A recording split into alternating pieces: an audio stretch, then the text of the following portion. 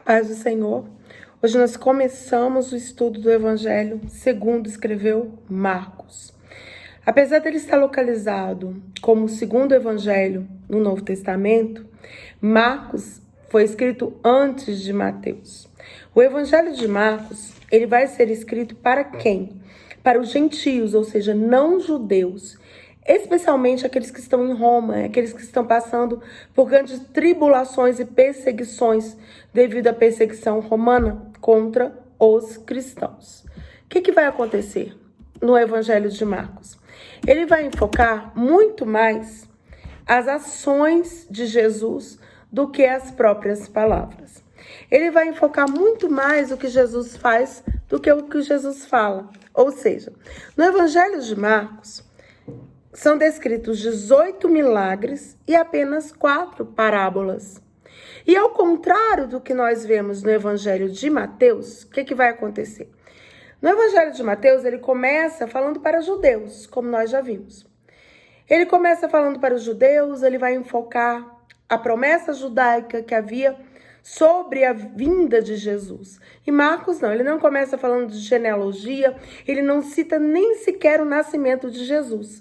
Se você abrir o Evangelho de Marcos, você vai ver que já começa falando de quem? Do profeta João Batista. Ele começa falando de João Batista, que está preparando o caminho do Senhor, que vai batizar o Senhor. Ele já fala do batismo, da tentação de Jesus, ainda no primeiro capítulo. Ele fala da vocação dos primeiros apóstolos, da cura de endemoniado, de Cafarnaum. Então ele já começa diretamente no ponto. Ele não começa com uma introdução como fez Mateus. Quem era Marcos? O nome de Marcos, na verdade, era João Marcos. João era seu nome judaico e Marcos o nome que ele adotou como sendo um nome greco-romano, ou seja, de influência grega e romana. Marcos, ele vai ser companheiro de Paulo e Barnabé na primeira viagem missionária de Paulo.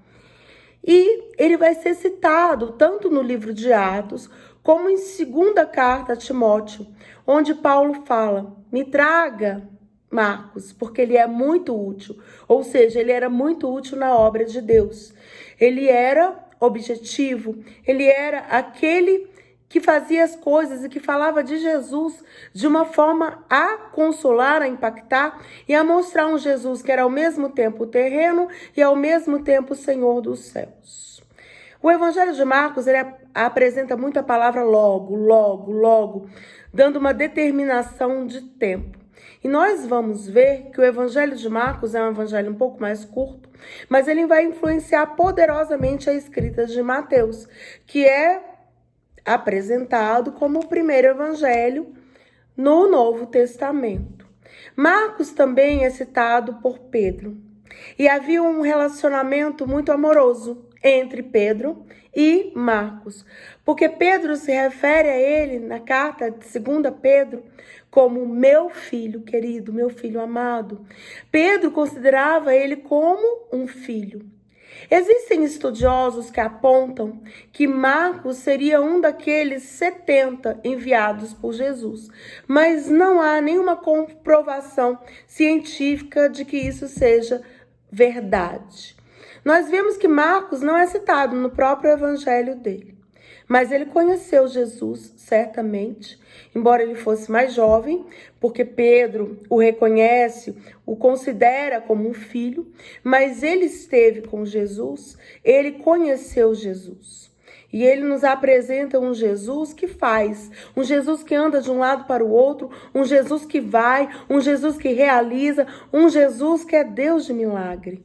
E ele apresenta também como manso, como humilde, mas como um salvador. E ele quer dar uma força para aqueles gentios, ou seja, os não-judeus. Então é como se ele fosse explicando e apresentando para os gentios um Jesus que é promessa para os judeus, mas um Jesus que veio para aqueles que o receberem também, aqueles que creem nele, aqueles que vão vir a crer nele. O Evangelho de Marcos, ele vai nos falar da vinda de Jesus, vai falar do profeta João Batista, vai falar desse ministério de João Batista, vai falar dos apóstolos e vai falar principalmente de milagres. É um evangelho centrado em milagres. E nós cremos que esse evangelho vai edificar muito aqueles gentios que estão em Roma e que estão passando por aquela perseguição.